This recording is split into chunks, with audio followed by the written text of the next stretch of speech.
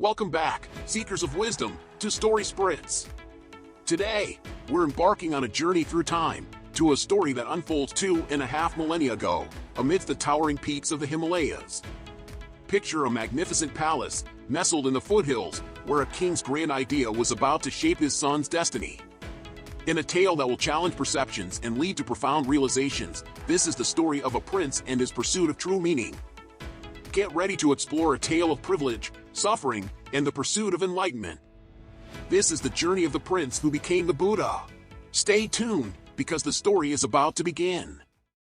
About 2,500 years ago, in the Himalayan foothills of present-day Nepal, there lived in a great palace a king who was going to have a son.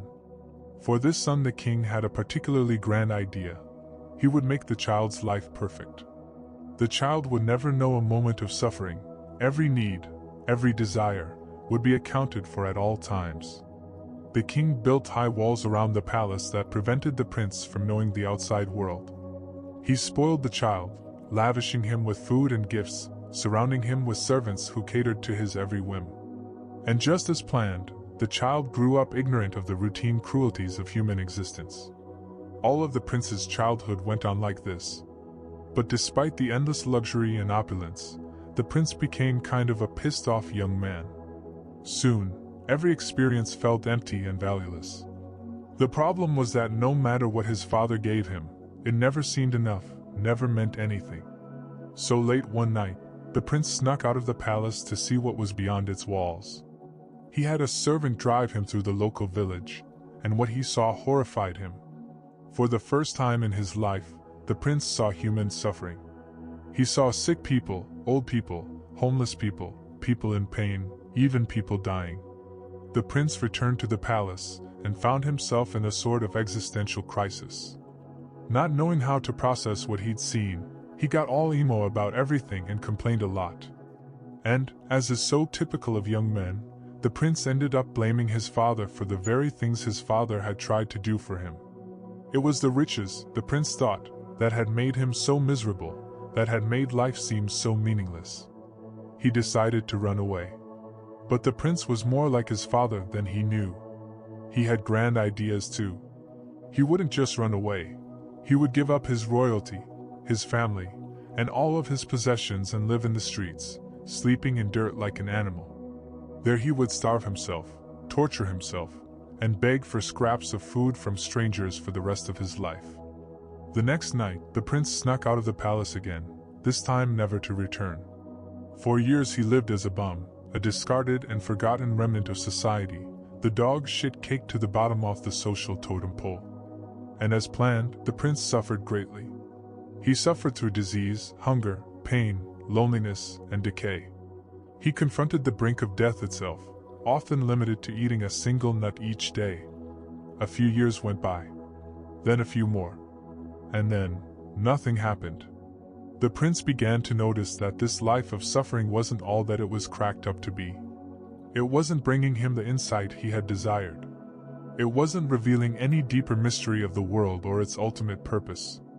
In fact, the prince came to know what the rest of us have always kind of known, that suffering totally sucks.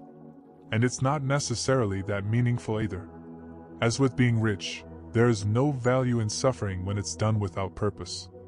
And soon the prince came to the conclusion that his grand idea, like his father's, was in fact a terrible idea and he should probably go do something else instead.